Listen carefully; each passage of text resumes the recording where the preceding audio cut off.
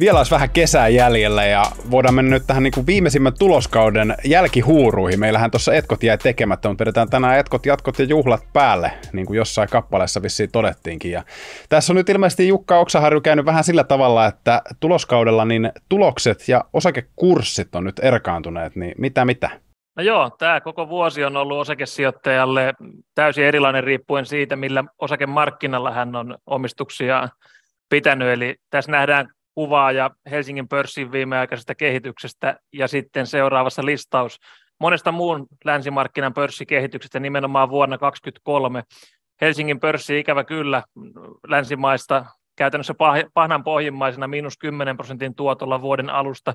Toki osinkoja on tullut jonkin verran, mutta se ei kokonaiskuvaa plussan puolelle käännä, ei varsinkaan kun inflaatio huomioidaan. Eli inflaatiotaso tänä vuonna ja osinkotuotot jotakuinkin päittää, joten -10% reaalituotto tähän mennessä suomalaissijoittajalle kotimarkkinoilla. Kun taas sitten pörssivuotta voi kuvata erittäinkin vahvaksi toistaiseksi, varsinkin jenkkimarkkinoilla ja teknologiasektorilla, eli tekoälyn piristyminen tänä vuonna sijoittajien kasvava usko tekoälyn vauhdin kiihtymiseen niin on nostanut Nasdaqia jopa 30%. Jos katsellaan ihan yksittäisiä yhtiöitä, niin vielä hurjempia nousulukemia on toistaiseksi nähty. Aika näyttää, että kuinka paljon etunojaa markkina ottaa ja onko tässä kenties jonkunlaista hypeä osittain rinnalla myös mukana, mutta toisaalta Keski-Eurooppakin, Saksa, Ranska, lähes +15% ja Pohjoismaat, pois lukien Suomi, niin 10% molemmin puolin plussalla. Tämä korostaa sitä, että suomalaisen osakesijoittajan kannattaa ja on kannattanut hajauttaa omistuksia myös muille markkinoille. Sehän ei teknisesti ole sen kummempaa se kaupankäynti muihin pörsseihin kuin Suomeenkaan. Toki sitten verotukselliset ja valuuttakursseihin liittyvät asiat pitää huomioida, mutta oikeastaan se, mihin tässä jaksossa paneudutaan, on se, että miksi Helsingin pörssi on kehittynyt näin heikosti ja onko tämä nyt alennusmyynti vai jonkunlainen perusteltu niin kuin alituotto. Niin mä oon jotenkin nähnyt nyt niin kuin mediassa paljonkin semmoisia otsikoita, että Helsingin pörssi on alelaarissa, niin onko se näin? No perinteisillä tunnusluvuilla mitattuna voi sanoa, että ollaan historiallisia keskiarvoja alempana sekä price per book eli yhtiön hinta suhteessa yhtiön nykyomaisuuteen ja sitten myös PE-luvulla eli yhtiöiden hinta suhteessa yhtiöiden keskimääräiseen tuloskuntoon. Se nyt ei suoraan sano, että mikä se tuleva tuotto tulee olemaan, mutta se kertoo siitä, että markkinoilla on merkittävää epäluuloa suomalaisten yhtiöiden tulevaa tuloskasvukehitystä kohden, kun taas Yhdysvalloissa esimerkiksi luotetaan tuloskasvuun, vaikka sielläkin taantumapelkoja on. Et tietyllä lailla viimeisen 18 kuukauden aikana, kun inflaatio on jyllännyt, korot ovat nousseet ja talouskasvu on hyytynyt, niin suomalainen markkina niin on sijoittajien mielestä viimeisimpiä markkinoita, jotka sitten ponnistavat uuteen kasvuun nimenomaan reaalitaloudessa ja yhtiöiden tuloskehityksessä. Toki on nyt huomioitava, että Helsingin pörssi niin ei ole maailman mittakaavassa mikään järisyttävän suuri pörssi. Meillä on yhtiöiden yhteenlaskettu markkina-arvo suuruusluokkana 250 miljardia euroa. Ja jos lähtee purkamaan tätä Q2, mistä nyt puhutaan tässä jaksossa, niin Q2 aikana huhti-toukokuussa kaikki 3 Helsingin pörssin suurta metsäyhtiötä, eli UPM, Stora Enso ja Metsä Board, antoivat perätysten negatiivisen tulosvaroituksen. Nokia, myös suuri yhtiö, antoi kesällä negatiivisen tulosvaroituksen, ja Neste, sekin tuloskunnoltaan heikkeni merkittävästi, ja sijoittajat epäilevät yhtiön kannattavuuden kestävyyttä ja kehitystä jatkossa. Ehkä ainoana valopilkkuna suuryhtiöistä Nordealla tulos on kehittynyt vahvasti, mutta se ei ole taas näkynyt sen kurssikehityksessä aivan niin vahvasti, koska on ollut yleismaailmallisia huolia pankkisektorista. Me nähtiin Yhdysvaltain velkakattokeskustelua keväällä, maalis-huhtikuussa nähtiin pankkiturbulenssia yhdysvaltalaisissa aluepankeissa ja jopa Euroopassa sveitsiläispankissa, ja nyt puhutaan sitten jo Yhdysvaltain valtion alijäämistä sun muista, niin pankkisektorin yleinen epäluulo ei ole sitten välittynyt Nordean kurssikehitykseen. Ja kun tämän puolen tusinaa yhtiötä niputtaa, niin niiden markkina-arvo edustaa suuruusluokkana 40-45% Helsingin pörssin kaikkien yhtiöiden markkina-arvosta, ja kun tällä porukalla menee samaan aikaan heikommin kuin aiemmin, niin se näkyy kyllä koko pörssissä. Totta kai sitten myös kuluttajatuoteyhtiöt, kaupanalayhtiöt, osa syklisemmistä yhtiöistä, niin niilläkin sykli on kääntynyt tämän vuoden aikana heikompaa, jos ei vielä tulosluvuissa, niin tilauskirjoissa osittain ja näkymien osalta, mutta kyllä aika paljon toimiala rakennellisesti kertoo sen, mitä Helsingin pörssille on tänä vuonna tapahtunut, ja kaikki riippuu siitä, että miten täältä ponnistetaan uuteen kasvuun. Että ei tämä mikään kriisihinnoittelu ole Suomessa vieläkään, ja se, että onko nytten alehintainen Helsingin pörssi, niin siihen ei tiedä vastausta ennen kuin tiedetään, että miten tästä ponnistetaan uuteen kasvuun. No sanoit tuossa just tuon orastavan pankkikriisin ja tämän Yhdysvaltojen velkakattokriisin, niin nehän nyt oli sillain aika lailla yhtä nopeasti taputeltu kuin mitä ne alkoikin, että sieltä ei loppujen lopuksi sitten lähtenyt ainakaan leviämään sen suuremmin mihinkään suuntaan oikeastaan mitään, että velkakattokriisistäkään ei ottaen enää oikein kesäaikana kukaan puhua yhtään mitään. Joo, se on juuri näin, eli tämä aivan lopputalvella alkukeväällä ollut pankkikriisi, niin on toistaiseksi saatu rajattua yksittäisiin pankkeihin, joilla oli heikko riskienhallinta, eivät pystyneet korkojen nopeaan nousuun sopeutumaan siinä, missä korkojen nousun pitäisi lähtökohtana tukea pankkisektoria, mutta heidän riskienhallinta sitten ei toiminut, ja ne saatiin järjesteltyä toistaiseksi. Yhdysvalloissahan poliittisesti päätettiin velkakattokeskustelua siirtää taas niin kuin eteenpäin, että se tilapäinen tai hetkellinen akuutti kriisi saatiin väistymään tuossa alkukesällä. Oikeastaan se, missä markkinahuomio nyt Q2 aikana on ollut ja nyt alkaneen Q3 alussa on se, että inflaatio on jatkanut laantumistaan. Keskuspankithan ovat edelleen nostaneet korkojaan ja pysyneet tavallaan puheiden tasolla siinä, että koron laskuista ei vielä sanaakaan, vaan harkitaan, että nostetaanko korkoja, paljonko ja milloin, vai pitäydytäänkö toistaiseksi siinä tasossa, mihin ne korot ovat nyt nousseet. Mutta kaikista keskeisintä on se, että jatkaako inflaatio laantumistaan ja pääsevätkö keskuspankit sitten puhumaan jo kenties loppuvuonna, että ensi vuonna 2024 häämöttäisi jo korkojen laskutrendin käynnistyminen. Mä näen, että se on markkinatunnelmille, kuluttajien tunnelmille, yritysten investointipäätöksille niin merkittävä positiivinen signaali ja osaltaan kun katsoo vaikka suomalaisten asuntolainoihin yleisimmin liitettyä vuoden Euribor-korkoa, niin itse asiassa toistaiseksi näyttää siltä, että se on heinäkuun alkupuoliskolla tehnyt tämän syklin huippunsa. Vaikka EKP nosti heinäkuun lopulla ohjauskorkoa vielä, niin tällä hetkellä elokuun puolivälissä Euribor on matalammalla tasolla kuin se oli heinäkuun toisella viikolla.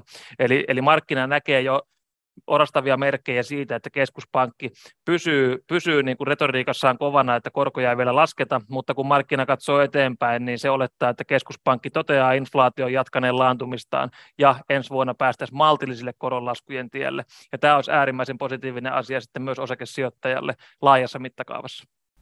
Niin, eli käytännössä osakemarkkinat odottaa sitä, että korkoa lähdettäisiin laskea ehkä ensi vuoden puolella sitten, tai milloin nyt keskuspankki niin päättääkään, mutta mitä sitten, jos he yllättäen pitäisikin korkotasoa vaikka yhtä korkealla kuin missä se on nyt tällä hetkellä, mutta pidempään? Onko semmoinen mahdollista? Semmoinen on totta kai mahdollista, mutta jos nyt peruutetaan taaksepäin tämä 18 kuukautta, niin korkojahan on nostettu ainoastaan sen takia, että inflaatio lähti noin 40 vuoden huippuunsa. Eli korkoja nostamalla on pyritty tappamaan inflaatio, joka on syönyt sijoittajien reaalituottoja, kuluttajien ostovoimaa, palkansaajien ostovoimaa ja kasvattanut yhtiöiden kustannuksia. Jos inflaatio jatkaa todella laantumistaan ja päätyy sinne keskuspankkien tavoittelemaan noin 2% per vuosi tai jopa alle, niin en näe siinä tilanteessa, toki osakestrategi ei ole makrotalousekonomisti, mutta en näe siinä tilanteessa todennäköiseksi sitä, että keskuspankki tieten tahtojen pitää korkotasoa yllä vain hidastaakseen talouskasvua, jos se on saanut se inflaation eli hintavakauden tavoitteen toteutettua, mutta tällä hetkellä markkina mielestäni näkee, ei vielä tälle vuodelle koronlaskuja, mutta ensi vuoden alkupuoliskolla jopa jo, ja retoriikan muuttumista keskuspankkipolitiikassa kenties joulun tienoilla, ja tämä perustuu siihen, että inflaatio on varsinkin Yhdysvalloissa laskenut jo pitkän aikaa, ja Euroopassakin tullaan säännönmukaisesti alaspäin tällä hetkellä. Helsingin pörssihän on tullut roimastikin alas tämän vuoden puolella, jos vertaa muihin maailman indekseihin. Mutta Helsingin pörssin tulokset, niin niissähän oikeastaan on nähty sekä hyviä että huonoja tuloksia. Onko tämä nyt niinku tähän maailmantilanteeseen jotenkin vaan niinku äärettömän huono suoritus, vai minkä takia pörssikurssit sitten enteilee tämmöistä näinkin huonoa suorittamista? No joo, tosiaan Helsingissä, kuten sanoin, niin toimialan rakenne, millaisilla toimialoilla listayhtiöt toimivat, selittää paljon, mutta melko hätkähdyttävää on se, että nyt kun 25 Helsingin pörssin suuryhtiötä olen listannut tuloskauden luvuilla, ainoastaan Kojamo ei ole tätä nauhoitettaessa vielä raportoinut lukujaan, niin vain joka toisella yhtiöllä, nimenomaan suuryhtiöllä, liikevaihto on kasvanut huhti-kesäkuun ajanjaksolla verrattuna vuotta aiempaan.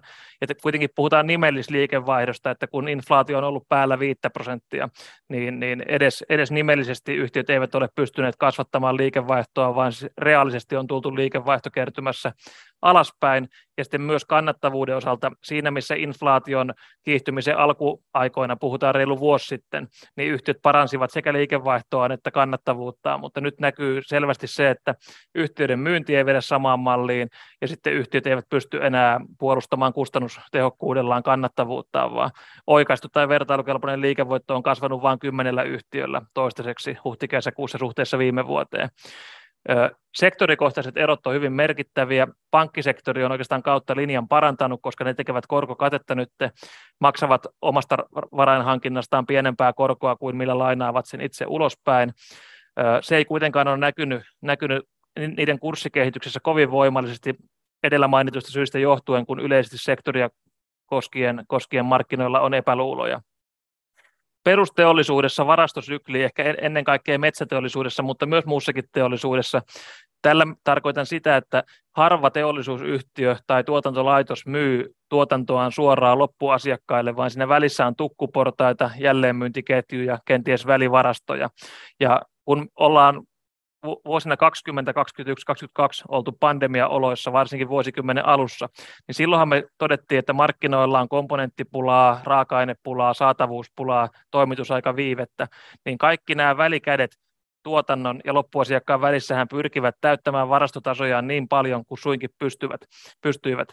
Ja nyt sitten, kun tänä vuonna on osunut vähitellen tämä korkojen nousu sinne loppuasiakkaan ostovoimaan, ostohaluun, samoin kuin inflaatio hänen kykyynsä palkallaan ostaa, niin nämä välikädet eivät olekaan enää tilanneet yhtä lailla tuotannosta ja tehtailta omiin hyllyihinsä täytettä, vaan pyrkineet madaltamaan omia varastotasojaan. Ja vähitellenhän tämä varastotasojen pienentyminen tapahtuu, mutta se, että kestääkö se kvartaalin 2 vai 3, niin sen aika näyttää.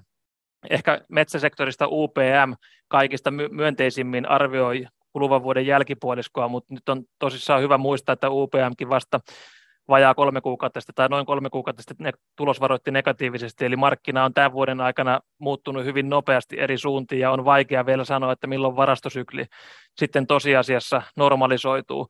Tässä on pitkäjänteiselle sijoittajalle kuitenkin äärimmäisen tärkeää ymmärtää, että varastosyklissä ei niinkään ole välttämättä kyse siitä, että yhtiö olisi menettänyt kilpailuetunsa tai kilpailuasemansa markkinoilla, tai sitä, että kuluttajat eivät juuri sen yhtiön tuotteita ja palveluita haluaisi suhteessa kilpailijoiden tarjoamaan, vaan tämä on pikemminkin se tavallaan varastotasojen korjaus koko arvoketjussa, eikä niinkään kuluttajien äänestäminen lompakoillaan sen toimialan sisällä, mikä yhtiö on paras palvelemaan asiakkaitaan.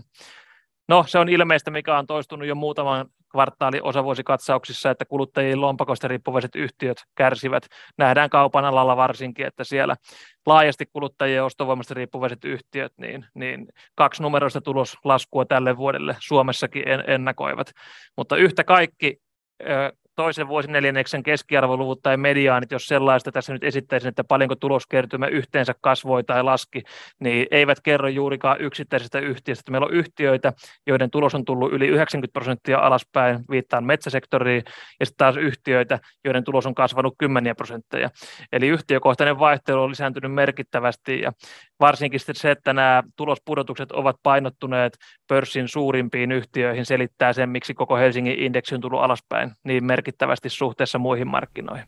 Eli meillä on vähän niin kuin Helsingissä vähän niin kuin vääränlaisia yhtiöitä vaan, että jos meillä olisi vähän erityyppistä firmaa täällä meillä Suomessa, niin mahdollisesti myös kurssikehitys olisi ihan erilaista. No tavallaan juurikin näin. Mä en sano missään nimessä, että meillä on huonoja yhtiöitä. Siis suomalaiset pörssiyhtiöthän ovat edelleen erittäin kannattavia, osingonmaksukykyisiä firmoja, vakavaraisia, maksuvalmiita. En tunnista suurissa yhtiöissä yhtä ainoaa kriisiyhtiötä. Muistan itse samassa työtehtävässä ollut finanssikriisin ja eurokriisin. Silloin oli tunnistettavissa yksittäisiä kriisiyhtiöitäkin, että tilanne ei suinkaan ole toivoton, mutta kun vertaa tämän hetken sijoittajatunnelmia, niin nythän markkinoilla etsitään tekoälyä, kaikkea uutta digitaalista kehitystä, skaalautuvaa palvelua, alustamaista toimintaa, niin ei se ole oikeastaan pelkästään Helsingin pörssi, mistä ne puuttuvat sellaiset yhtiöt, vaan koko Eurooppa itse asiassa. Että tämä on varmasti yleisesti tiedostettu myös poliittisten päättäjien keskuudessa, että tarvitaan omaa teknologiakehitystä, digitaalista kehitystä, koska mietitään vaikka applikaatiot, mitä meillä on puhelimissa tai tietokoneissa, niin montako niistä on eurooppalaisia, puhumattakaan suomalaisista, niin kyllä se vääjäämättä ajaa siihen, että silloin kun yleinen talouskasvu hiipuu, kuten se nyt on makrotekijöistä johtuen hiipunut, niin se tuottavuuskasvu, tuloskasvu, niin se menee tänne digitaalisen ja aineettoman omaisuuden puolelle. En sano, että tämä toivoton tilanne on siinä, etteikö Helsingin pörssi voisi tuottoeroa lähteä kaventamaan muihin markkinoihin tästä eteenpäin, koska nyt kun ollaan tosiaan todettu, että joka toisella yhtiöllä tulokset suunnilleen ovat hiipuneet, niin kyllähän markkina pyrkii aina katsomaan 2, 3, jopa 4 kvartaalia eteenpäin. Et siinä vaiheessa, kun me voidaan todeta taas osavuosikatsausvideolla, että nyt 20 yhtiötä 25 on parantanut tuloksiaan, niin ei ne kurssit varmaan enää pohjalla silloin. Niin ehkä hyvä korjaus tuohon mun aikaisempaan kommenttiin se, että tähän ajanjaksoon on vähän niin kuin vääränlaisia firmoja. Et mä jossain olin näkevinä niin ihan semmoisen datan, että jos maailman tämmöisestä niin kuin indeksistä ottaa kaikki nämä samantyyppiset firmat, mitä meillä on täällä Suomessa, niin ne on jopa performoinut huonommin kuin mitä täällä Helsingissä, että verrattain suomalaisilla yhtiöillä on mennyt yllättävänkin hyvin. No joo, se on täsmälleen näin, eli indeksin lukema, tai miten indeksi on kehittynyt, vaikka S&P 500, kuten indeksin nimikin sanoo, siellä on 500 suurta jenkkiläistä yhtiötä, niin sinne mahtuu 400 heikompaa firmaa ja 80 hyvin suoriutuvaa firmaa ja 20 aivan loistavaa firmaa. Ja jos ne 20 aivan loistavaa ottaa pois, niin voipi olla, että ne 480 firmaa häviää Helsingin pörssi yleisindeksille. Et pitää aina nähdä totta kai sinne taakse, ja missään nimessä nyt se, että vaikka Nasdaq on tuottanut 30% tänä vuonna, ei ole tae tulevasta, mutta ei se ole ollut tänä vuonnakaan, että mihin tahansa Nasdaqin yhtiö on laittanut niin 30%, vaan se on hyvin, hyvin polarisoitunut senkin sisällä erilaisiin tekoälystä riippuvaisiin yhtiöihin. Ja samoin sitten Helsingin pörssissä, niin joka vuosi, joka kuukausi lähtökohtaisesti löytyy myös voittavia sijoituskohteita siinä, missä häviäviäkin. Et siinä tullaankin siihen osakepoimintaan ja ajoitukseen. Niin meillä oli tuossa männävuosina se jonkinnäköinen tekkikupla, että kaikki IT-firmat nousi kovaa, mutta nyt tuntuu, että sielläkin noustaan tällä hetkellä kovaa, mutta se on vaan vähän valikoidumpaa se nousu, että kaikki tekkifirmat ei enää nouse ihan niin kovaa kuin silloin pari vuotta sitten. No joo, se on juuri näin, eli pandemia-aikaan niin tosiaan hyvin kiteytit asian, että lähes kaikki tekkifirmat nousivat ja oli näitä meemiosakkeita ja monenlaisia listautumisaalto suorastaan tuolle alalle. Puhuttiin Teslalla lisäksi myös muista sähköautoja valmistavista yhtiöistä, peliyhtiöistä ja muista. Nyt ollaan ehkä enemmän nimenomaan fokusoidusti siinä tekoälyhuumassa. Ehkä tähän vielä lisäisin sen, mikä tässä kakkoskvartaalin aikana on käyty julkisessa keskustelussa hyvinkin niin kuin huvittavalla kulmalla, että voiko tämä Helsingin pörssin alituotto johtua siitä, että kansainväliset sijoittajat olisivat vetäytyneet täältä vaikkapa maan uuden hallituksen politiikan johdosta tai heidän ulostulojen johdosta, joko nykyisten tai aiempien. Arvopaperijärjestelmää Suomessa hallinnoiva Euroclear julkaisee kerran kuukaudessa lähtökohtaisesti omistajarakenteesta tietoja, ketkä tahot omistavat Helsingissä osakkeita, niin se, mitä kevättä ja alkukesää katsoin, niin ulkomaisomistus on ehkä pikemminkin kasvanut kuin laskenut Helsingissä niin kuin euromääräiseltä arvolta, eli ei tämä silläkään selity, että kotimaan politiikka, puhumattakaan geopolitiikasta tai muusta, nythän me ollaan Natossa myös jäsenenä, niin ei voida selittää myöskään sillä, että ulkomaiset sijoittajat vetäytyivät, vaan kyllä tässä on kyse siitä, että tässä on ihan kaikki sijoittajat katsoneet fundamentteja, että mistä kasvu löytyy jatkossa ja millä toimialoilla kannattaa tässä hetkessä olla. No tässä aiemmin puhuttiinkin jo siitä, että inflaatio todennäköisesti rauhoittuu entisestään tässä ja todennäköisesti myös sitten keskuspankit toimii sen mukaisesti. Onko jotain muita tämmöisiä pointteja, mitä haluaisit nostaa vielä 2023 loppuvuodelle? No joo, kyllä. Nyt kun katsoo kakkoskvartaalin tulosraporteissa olevia tulevaisuuden näkymiä, toki on hyvä havaita se, että jokainen yhtiö ei ihan numeerisesti kerro tai suoraan sanallisesti, että tulos kasvaa tai laskee, vaan osa yhtiöistä kertoo, että kysyntä pysyy vakaana tai hyvänä ja tuloksen arvioidaan säilyvän tyydyttävällä tasolla. Osa yhtiöistä myös sanoo, että tulos on vakaa tai kasvaa, että ei voi suoraan sanoa, että kasvaako vai ei, mutta jos jonkinlaista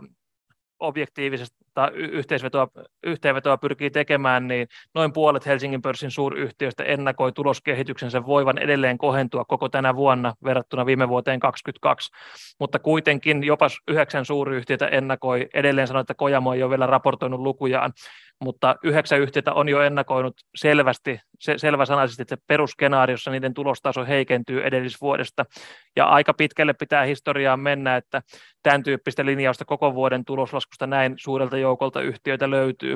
Että tässä on selvästi nähtävissä tietynlainen syklin käänne, mutta se kysymys, että kuinka jyrkkä V-kirjain siihen sykliin tulee, vai tuleeko tupla V, vai tuleeko U-mallinen elpyminen, niin sen aika näyttää, ja kuten sanoit, kysymyksen asettelussa se inflaation rauhoittuminen, niin se lienee hyvin keskeinen, jotta se korkotaso pääsee sitten laskemaan ja kysyntä ja rahoituskulut ja kannattavuus piristymään edelleen.